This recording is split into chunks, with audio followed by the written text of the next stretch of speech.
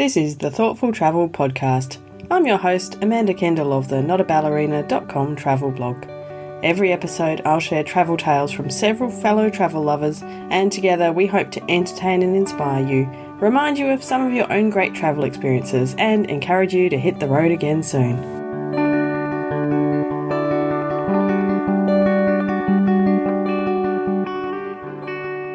Hello and welcome to episode 215 of the Thoughtful Travel Podcast. Today I have the second part of my interview with travel writer Paul Theroux.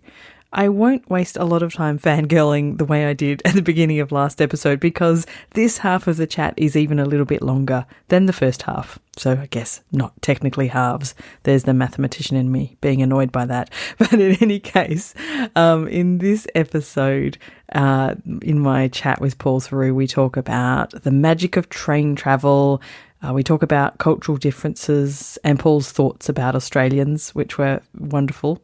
We chat about taking road trips in Australia and in the US.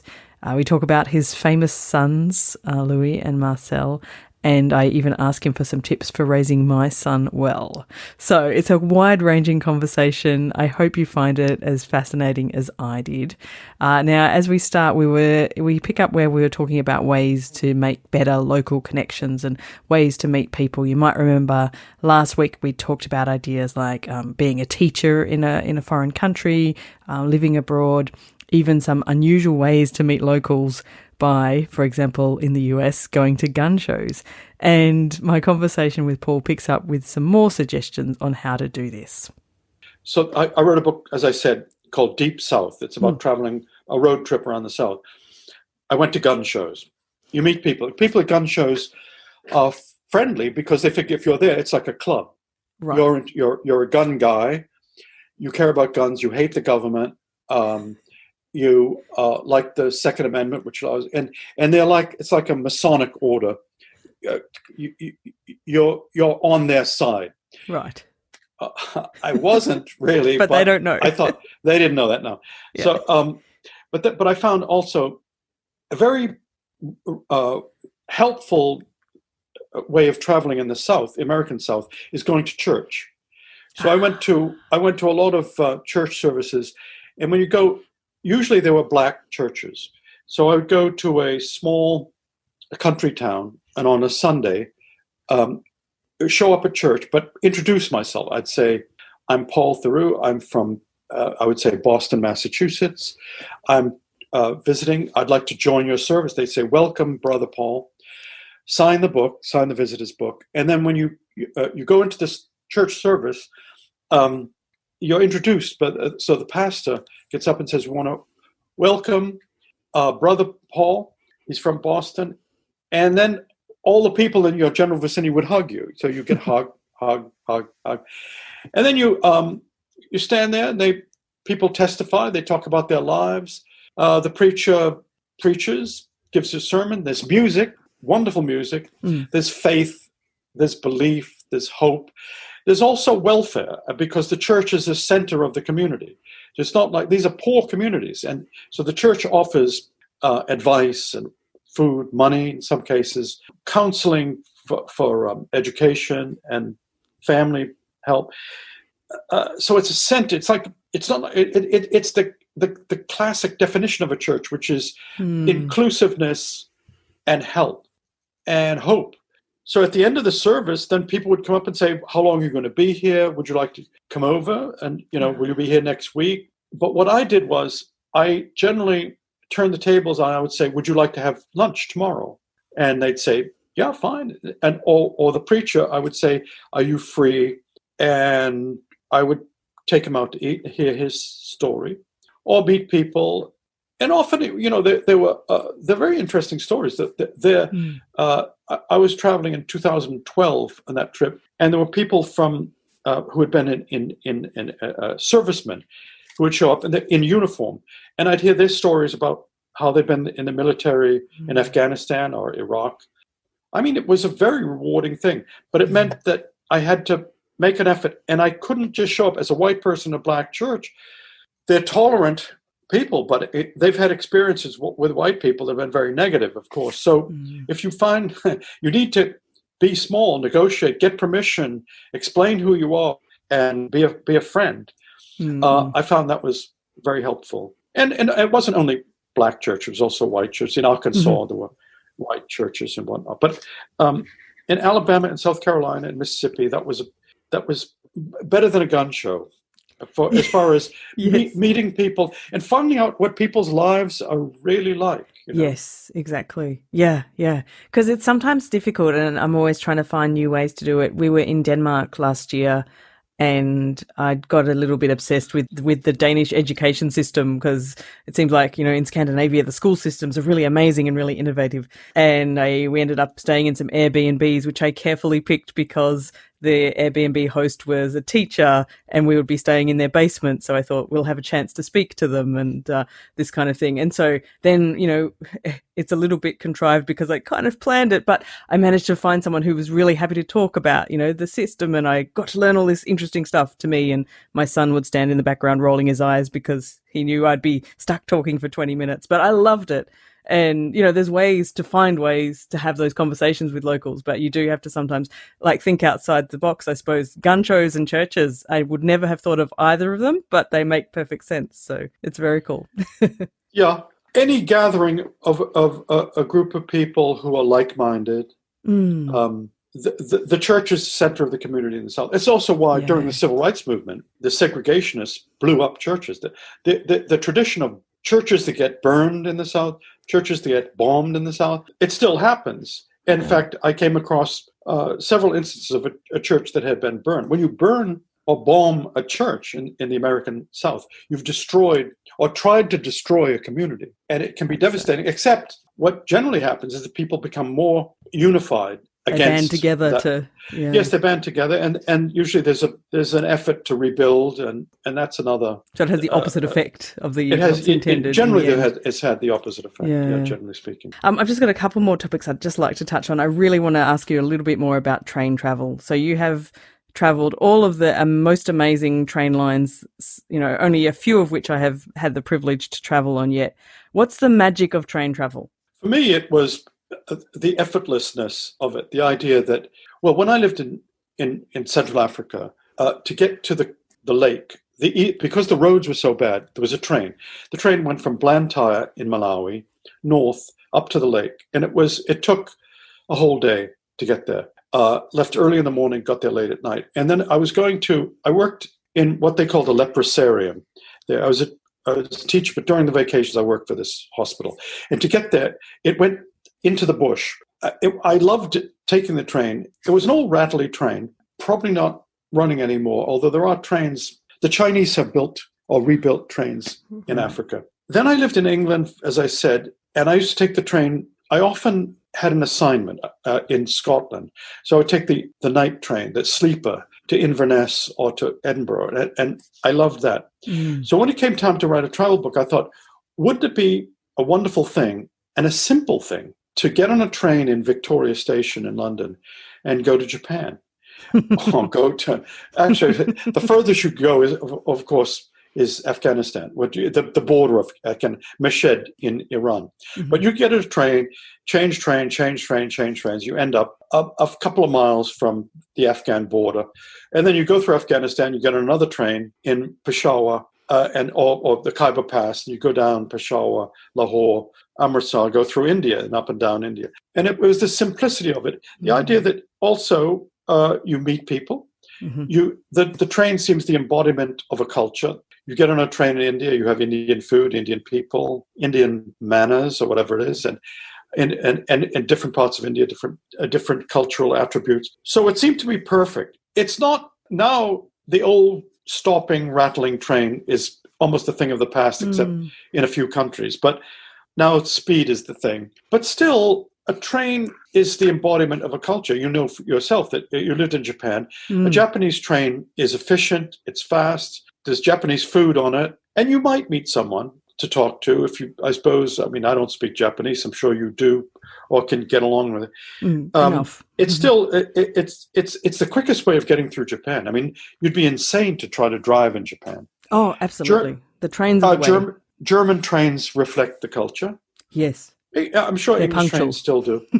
Yeah. The trains don't exist in Mexico anymore, so I'm glad that I took them when I did, because I took trains from Laredo, Texas to Mexico City to Veracruz, then down into Chiapas. And there were quite a few trains at that time. That was 1978. But you say, why? You can write on a train. You can sleep on a train. You can meet people on a train. You can get up and walk around. You can look out the window. You can get off the train and spend a night there and then get the train the next day. So it seemed to me ideal. American trains are few and far between. We still have them, and I've taken them lots of times. It's easier to get from where I am now to New York City or Washington by train than driving. I just go to Providence, Rhode Island from here, park my car, get in the train. I could be in New York in 2.5 hours. Well, driving would be about 4 or 5 hours driving, and very, nowhere near as very stressful. Yeah. So I think I wrote a book about China called Riding the Iron Rooster. I took every train in China, and China, like India, depends for most of its transportation on railway travel. So everything moves by train, goods by train, people go by train. And I found that was very revealing, that you could talk to people easily on trains. And I decided I'm going to go there by train. I left London. I went to Mongolia. I ended up in Beijing. I went to Shanghai. I went to Hong Kong. I went back to Beijing. I went to Western Xinjiang, Turfan, Urumqi. I went to Golbu in Qinghai province. And then I said famously, there'll never be a train to Tibet. And now there is a train to Tibet. I've never taken it, but it seemed to me, it's an engineering marvel that you can have one. So that was that trip, Riding the Iron Rooster, which was published in 1988. It's just about train travel. What people eat, how they behave, how they sleep. I was in a compartment one memorable night with 2 honeymooners. Well, you're on a honeymoon. They were in one bunk, and I was in the other one. I mean, it doesn't get better than that from the voyeuristic point of view. Absolutely. But so anyway, that you said, what is it about train? It's everything, except that these days it's not quite the same. It's not. I would say even if you took trains in China, the experience I had in the late 80s would be different now. The trains are faster, they're more efficient, they're probably less funky. I mean, at that time, in the 80s, people they'd have a jam jar with tea leaves in it, and everybody drank out of a jam. They'd have a jam jar, empty jam jar, but washed out, but with drinking and funky food, and it was the 80s. It hadn't been modernized. It was on the cusp of being modernized, but it was still a bit of Maoist old China. And it wasn't just jam jar, it was also just the food and the pushing and shoving and people sleeping on top of each other. And I mean, that actually was very helpful. The idea that it was still kind of like a folk society traveling by train. Yeah. Now it's modern. I mean, Chinese have money, they can buy. They have a thermos. They don't have old jam jar jars. and I would say the efficiency of the train has probably taken a lot of the fun. The colloquial fun out of it. Yeah, but still, it is a relief and a pleasure to know that you can be in Lisbon, Portugal, get on a train and go to Hong Kong without leaving the ground. Just by chance, you go from Lisbon and you just keep going and going and going. And I was in Lisbon a couple of years ago, and they said, what? I said, well, you go down the street here, get on a train, and you can end up in China or Hong Kong. As someone who lives on a large island, it always sounds amazing to me to be able to do that without. It is amazing. It's amazing, isn't it? Yeah. And especially amazing when you come down. When you've been born down here, where we can't even drive to another country. Everything. But you could get even near Australia. You can't get to Australia, but you could get to Singapore, Ho Chi Minh City, but from Lisbon, from London. Oh yeah. To Ho Chi Minh City. That's true. Yeah. And from there, you can't really get. There's no train from Vietnam to Cambodia, but take a couple of buses and then get to Bangkok, and then you can end up in Singapore. Yeah, that's near Australia. You could get near Australia. That is near, relatively speaking. You're quite right. It's quite near to Perth, so that's very true. Well, but to be an Australian is to understand the nature of a distance. And there is a book called The Tyranny of Distance, I think. And so you're cut off, but that has its it has charm. many That has advantages. its advantages. Yeah, Absolutely. In the times of pandemics, it's been proven that being here in Australia has been particularly advantageous because we're cut off. So that's a bonus. And I think even pre-pandemic, I think being from a really isolated, faraway place gives us a different perspective on the world. Generally speaking, I guess, over proportionately represented. A lot of Australians really love to travel and will take long trips and have that kind of exploratory nature. And I think that maybe is a function of growing up somewhere where the rest of the world seems so very foreign because it's so very far away. And so then we're really even more drawn to it. It's not just around the corner, I think. But I also think one characteristic I noticed of Australians is that because they're isolated, or at least they're far away and on this island, they're more attuned to the ways of the world, that they're outward looking. And if there's a colloquial expression, a current trend, something cultural happening in the world, Australians are the first to pick it up.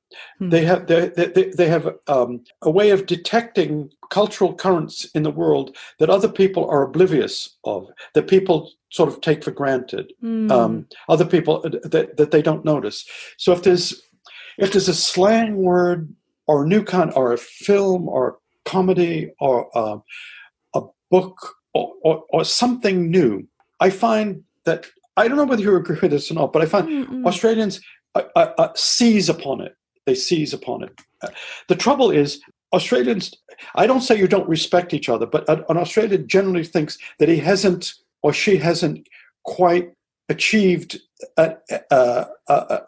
fame and fortune until they've gone to another, till they've been recognized by another country, by the States or Britain. Is that wrong? No, that's probably fairly accurate, I think. They're not the only people who are like that. I mean, Mexicans are like that. Mexicans don't believe that they've had any success at all unless they're recognized either in Spain or the United States, that they have no reputation. To have a Mexican reputation is like being famous and big in Brazil. But if you're big in Brazil, you're just big in Brazil. But if you're a Brazilian and you're famous in Portugal and State, then you're big. So I don't know whether that's true. I think that's largely true of the Australian way of thinking too. And also we have a relatively small population, so to do well but they're just not alone within in Australia is not very much.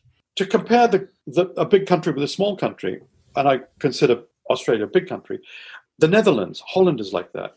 So the Dutch, it's rare to meet a Dutch person who doesn't speak English. Yes. It's rare that you go there. It's impossible to learn Dutch because everyone will speak to you in English. Yeah. The Dutch are like the Australians that they're highly attuned to what's happening in the world because they feel small, they feel cut off. It's small. I mean, how many Dutch speakers are there? So they translate books very quickly. They're very, very aware of what's happening in Europe, in the United States, in England, and they read books in English before they read them in Dutch. I mean, and the books tend to be cheaper and more accessible to that. So Holland is like that.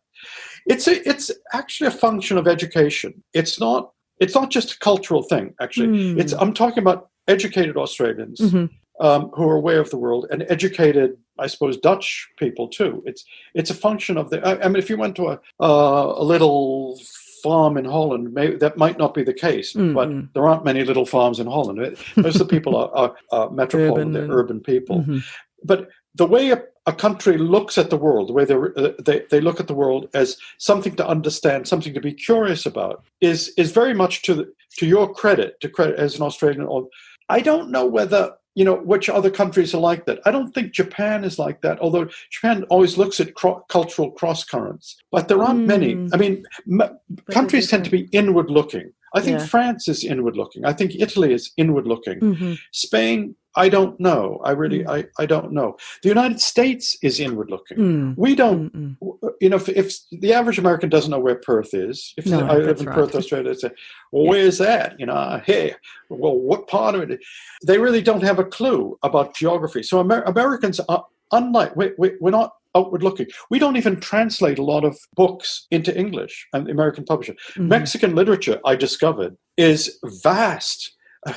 A Mexican library, vast of books that are not translated into English. So Right. What a pity. Mexican writers are unknown. Yeah. So I would say we don't have that outward-looking quality that Australia has, Holland has, and maybe Scandinavia has it. I'm not sure whether you were in Denmark. I don't know whether you found it there. I've been to Denmark. I'm not even sure of that. Yeah, I'm not sure, but I would say potentially. Hey, can I ask you, so when I speak to some Americans about this, like you described, the inward-looking part, or perhaps the fact that they don't travel outside the US particularly much, they'll often say to me, but we've got so much variety within the US. So there's so many different cultures, subcultures or different immigrants from different parts, and the country's big, so the landscape varies. I mean, is that a reason enough to, well, it's not reason enough to not leave, but is it some justification that there is already a lot to experience within the United States? Yes, I think that is true. I think it's, I don't think it's an excuse, although a lot of Americans are very timid about travel. I mean, I've met Americans who say, I wouldn't go to India. I mean, even in fairly intelligent, fairly well-traveled, they say, I don't want to go to India. I don't know about India. I don't want to get sick. No, thank you. I've met lots of people who say that. And I say, well, India is big. You could take a train. The food's great. North is different from south. East is different from west. I said, no, I'm not going to do it. I do not want to go there. And yet they would go to China or Japan or something. So there's a prejudice against certain places. A lot of Americans don't want to go to Mexico, although many retire there. I mean, it's full of communities. But when I was driving there, people were saying, don't go, man. They're going to mess you up, man. They'll take your car. And actually, but the problem I had in Mexico was with the Mexican police, not with Mexican civilians. But this idea that you can travel in the States and be in mountains, Rocky Mountain, big, high, snow-capped mountains, and take a couple of days from there and be in the desert, really hot, steaming desert, steamy swamps in Louisiana, the plains, the grasslands, in wilderness places. I mean, actual wilderness where you can get lost and die. Well, you can die in the outback. Yeah, I was going to say, we have that. You have that. Yeah, you could die. You can die in Australia. But actually, the size of the States allows an American to travel. I don't think that, in general, Americans like going to places where they're going to feel strange. When they're, for example, when I traveled in the South, people said we were afraid. And I said, afraid of what? Well, some of these very poor communities. And I said, well, no. But I was careful, of course. But they're worried. Actually, there are a lot of cities that are dangerous. Chicago, Los Angeles, parts of New York, parts of Detroit, where, you really wouldn't want to walk around late at night or, alone. You feel somewhat at risk. But this idea that travel is different from tourism. I don't know whether many people actually travel in the United States. They take holidays. They take holidays in Florida. They take holidays in Texas and California, but they're not traveling. It's not actually getting in your car, staying in motels, camping, and rambling and wandering. So although an American might say that, it's a very big country. They're not talking about travel. They're talking about going to a place, a spa in Colorado or skiing in California or New England, and climbing mountains and so forth. They're not actually, it's not the same experience as being in a foreign country. There are a lot of very foreign and difficult and strange parts of the United States. I feel as if traveling in the South, the Deep South, the rural parts of the Deep South, I was in a foreign country. Right. And I had to make an effort to do it. Yeah. I felt that I needed to understand it there. That's why I said, so I had to make an effort. Well, that's interesting. Yeah. The country is very big and you can travel in it. But as I said, I don't think that Americans travel in the United States in the old traditional way. I think that they're too timid and they've heard too many stories they think they're taking too much of a risk to do it. Yeah, that's interesting. I think Australians in general think it's a risk in life to not travel. It's seen as unusual to not spend at least, some years abroad. It's very, it's extremely common to take a working holiday or to live and work abroad or study abroad. It's kind of a rite of passage, I think. But what do you do? I don't know the answer to this question. Do Australians make an effort to look at the interior of the country? I mean, when you travel to Australia, you notice that people tend to live on the margin. They live on the coast. So Australia is really, it's coastal communities. Very much. But do you find people taking treks, long trips through the outback, or It's challenging trips in the interior of Australia. Does that vary? Or does someone from Sydney go to Darwin and I don't know, not so travel much in the Northern Territories? So there's a couple of reasons. I mean, first of all, it's generally it's cheaper to go abroad than to travel much within Australia. So because of the distances and the lack of population, flights and so on to get from one part of Australia to the other tend to be quite pricey, except for, up and down the East Coast. So I would rather go to Thailand or Cambodia than to spend double the money to go into one part of Australia generally. I mean, I've seen a fair bit of Australia, more than most, but it's common to just go abroad instead because it's more exotic, I suppose, for want of a better word, and it's often cheaper. And we also have this idea that when we are retired, we will have a caravan or a camper van, and then we will circumnavigate Australia and come down the middle or go up the middle. It's seen as something to do kind of in the retirement years. However, of course, now that our borders are shut, thanks to COVID-19, there's been a massive surge in people taking off and doing exactly what you described, just seeing the outback. So it'll be really interesting, within the next couple of years to see if that trend continues, that people are, more aware of how amazing our outback is. Or will they just then, once borders reopen, will they take off again? I don't know. But it's been really interesting to see that there's been so much more interest in it because it's a really magical, spiritual, special, incredible part of the world, the inland of Australia. Yes, it is. So, yeah. But of course, the infrastructure is fairly poor. I mean, even here in Western Australia, a couple of months back, I spent a few days up in maybe 500 kilometres away in wildflower country, and there's almost nowhere to stay. There's nowhere to buy food. You can't eat out. You have to bring everything with you. And this is really just the very edge of the outback. And there's no infrastructure for tourism. So I think that also makes it difficult. Have you been to Kalgoorlie? Yes, I have. Kalgoorlie is a magical town. How did you get there? By train, actually. That's what I was wondering. And then does the train still run to Kalgoorlie? It does. The Prospector, yes. So I haven't been there. What you just said about infrastructure is interesting because I'm planning to drive to Los Angeles in about 2 weeks. Mm-hmm. I'm just going to get my car, drive there. I have something to do there, and I have to bring something there. Mm-hmm. So I thought I'll go by car. Cool. But I have no plans. I know that it will take 6 or 7 days, but I'm not sure what the first town I stop. I'll probably go from here to Fredericksburg, Virginia, round about there, middle of Virginia. I don't have a hotel reservation. Don't have a motel reservation. I don't know where I'm going to eat, but I know that there will be a motel, a place to eat. Might be a crappy motel, but there'll be a place to stay. Somewhere. Yeah. There'll be somewhere to stay and somewhere to eat from here to Los Angeles. And that no matter where I go, I'll find a place to stay and somewhere to eat. And I'm setting off with no plans except I'll go as far as I can go. I don't know kilometers, but I'll go 500 miles first day. I'll try to go 400 or 500 miles a day, and it's a great liberating feeling to know that you set off from home and you know that there will be a place that will welcome you.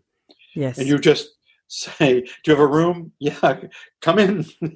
Yeah, we got a lot of rooms because of the virus, but so that's something that doesn't happen. So it doesn't happen in Australia. You say, I don't know whether that you'd have to make a plan. We're going to have to get to Kalgoorlie. We'll have to get to, I don't know where it is, Wagga Wagga. I don't know where. There's often only one town every 200 or 300 miles. So you can't just randomly decide, okay, after this half hour, I'm ready to stop. You've really got to know how far you can get. So. I suppose you could camp, but anyway, that's a limitation. But that happens in Africa too. That in Africa, you driving in Africa, traveling in Africa is very difficult. You don't know where you're going to stay. You don't know whether there's going to be food. You're not sure. So I wrote a book called Dark Star Safari. I went from Cairo to Cape Town. I never knew whether I'd have a place to stay or something. And sometimes there really was nothing, and I had some pretty basic accommodation. But that made it made for good reading, afterwards. But the trip was very difficult. Yes. So Dark Star Safari, going from the top to the bottom of Africa, was very difficult but it's one of my favorite books, because I had so many problems to solve. Yeah. But I never had this problem in Mexico or the Deep South. So I never had the problem of where am I going to stay. Even Mexico, you're driving through Mexico. Mexicans drive cars. And there's lots of motels, there's posadas, there's inns, there's lots of places to stay. Even because roads are very important there, because of NAFTA, people are constantly traveling by road. And the towns, there are a lot of little towns off the main roads and so forth. Always a place. I never had a problem. Food and accommodation.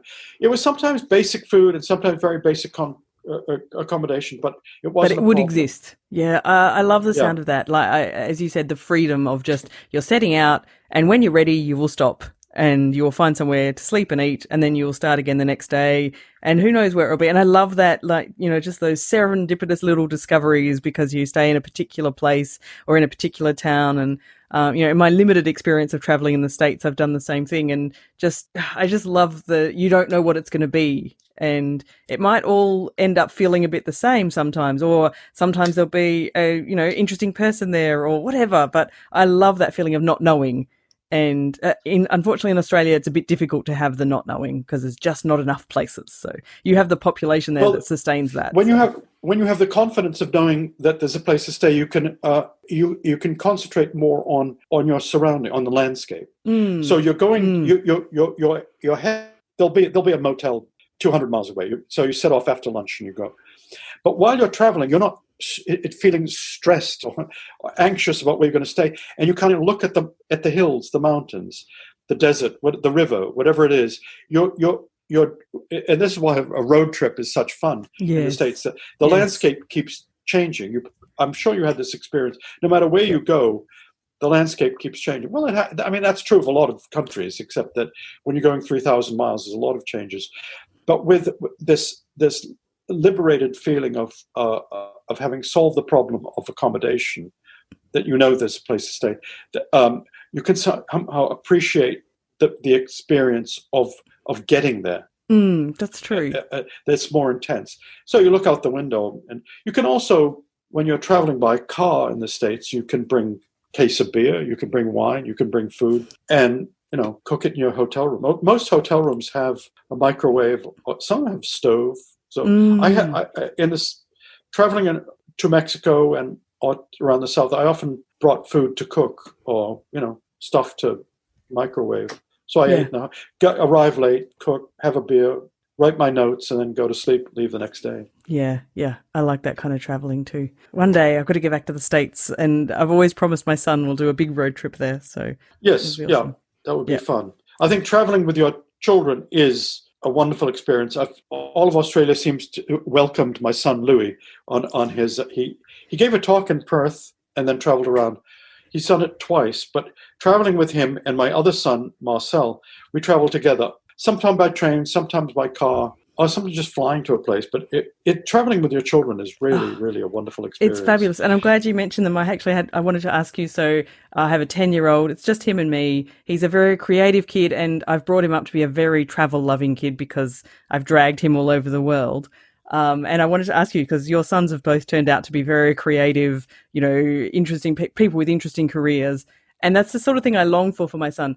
What do you think, do you think that a childhood with a traveling, writing father has had a huge impact on how they've turned out? Or what can I do to make sure my son ends up being something like that? Well, you're interested in travel.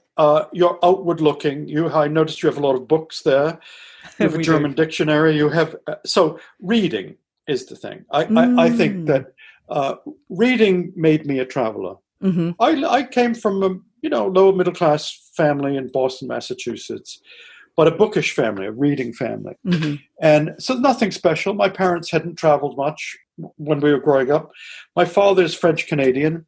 He went to Canada, to Quebec many times. So that was the foreign country for us was Canada, was Quebec, and speaking French.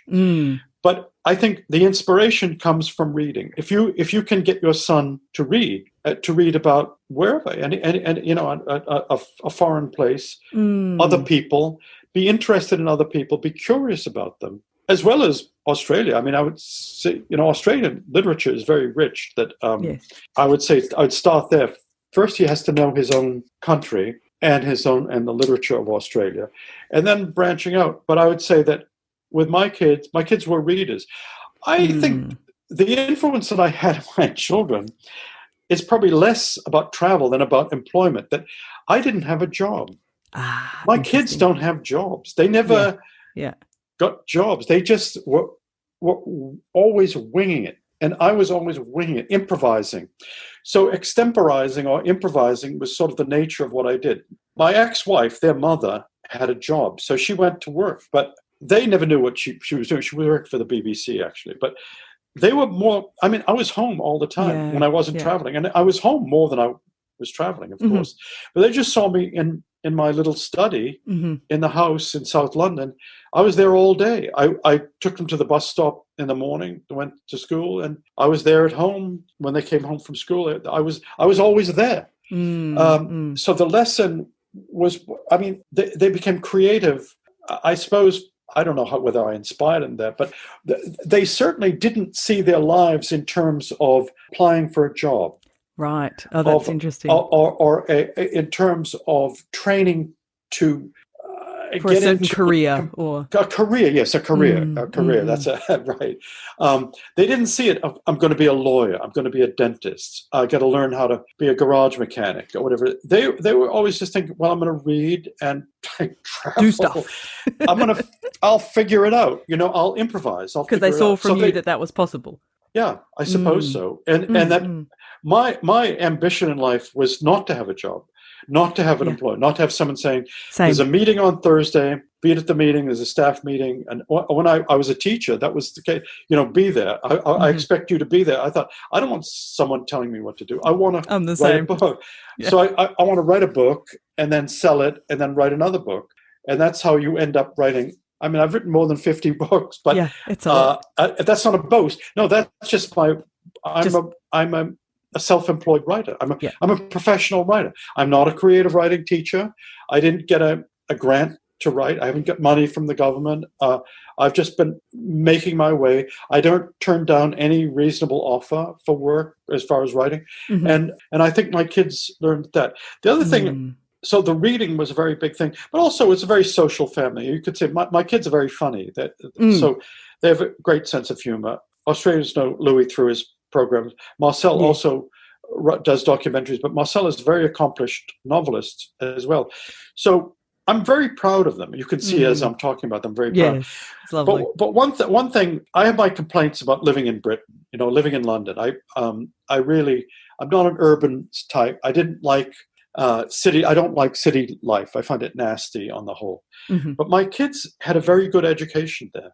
So they went to state schools, then they went to a prep school, then they went to Westminster School, which is a wonderful school, then they went to Oxford and Cambridge. So having that education really was something I didn't have. I grew up I have a university degree, but I was a very mediocre student, I would say. They were very good students. And so that helped a lot too. So it's not just I think that you're a reader. You need, both of them speak French and Spanish. My son Marcel speaks Russian. They're very adaptable. They have a lot of gifts that I don't have. They're very good students. But it begins with reading, and reading begins at home. Yes. And sometimes a doctor said to me once, "What do you do for a living?" I said, "I'm a writer." He said, "You're in good shape. What do you do?" I said, "I'm a writer." "Oh, yeah? What kind of writing?" I said, "Well, I write novels and I write travel books." And he just looked at me and I said, "Do you read?" "Well, I'm busy. I'm a doctor. I have to read technical stuff." I said to this one guy, I said, "Well, you've never heard of him." I usually say, "Well, who have you heard of? Have you heard of John Updike? Have you heard of Mark Twain? Have you heard of Patrick White? Have you heard of Graham Greene?" And I'm busy. So then I usually say, "Do you want your children to read? If you don't read, do you want your children to read? Don't you want to inspire your children to read?" Never mind me. Do you know who I am? I don't care about that. But do you want your children to read? So when someone says to me, "I've never heard of you," I don't care whether you've heard of me or not. But who have you heard of? And if you don't read, how do you expect your children to read? If you don't have books in the house, what's going to happen? Your kid's going to watch television, play games, I don't know, snort Coke. be stupid. I mean, what do you expect of your children if you don't do it yourself? You have to role model it. Yeah. So, like, I'm a doctor. I don't know. Okay, great. You're a doctor. Yeah, I was going to be a doctor. I studied. I was a pre-med student. Oh, right. Yeah. Yeah. So I think about being a doctor all the time. But I mean, so that's anyway. Reading is a key. Yeah. Well, I mean, yeah. As you noted, we have no shortage of books in our household, so I think I've that's got a good thing. start That's there. an impressive thing. We've probably got too many. Maybe there's no such thing as too many books, but we certainly have a good supply. No such thing as too many. No. Anyway, we have talked for such a long time, but it has been an absolute pleasure. So I'll let you get on with. Well, this is the miracle of Zoom, isn't it? So it's fabulous. And it really was fabulous. I know I've said in my social media and Facebook and everywhere that it was probably a career highlight to have this chat with Paul Theroux, and I think it will be something special I remember for a very long time. So thank you very much for listening to episode 215 of the Thoughtful Travel podcast. In the show notes, which you can find at notaballerina.com/215, I'll leave links to some of the books that Paul mentioned, some of his wonderful travel books. The three that he mentioned in this half of our interview were Deep South, Riding the Iron Rooster, and Dark Star Safari. So you'll find links to those in the show notes. Don't forget to come and chat with us in the Facebook group for Thoughtful Travellers. There's a link in the show notes, or just search for Thoughtful Travellers in Facebook.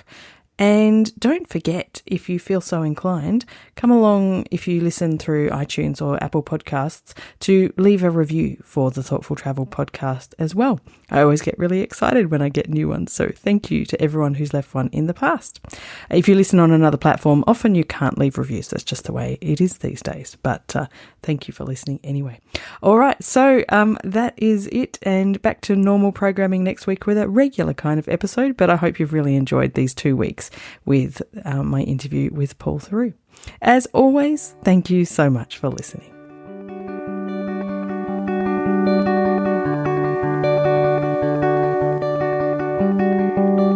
This has been another episode of the Thoughtful Travel podcast.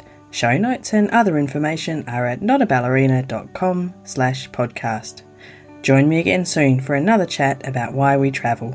Bye for now.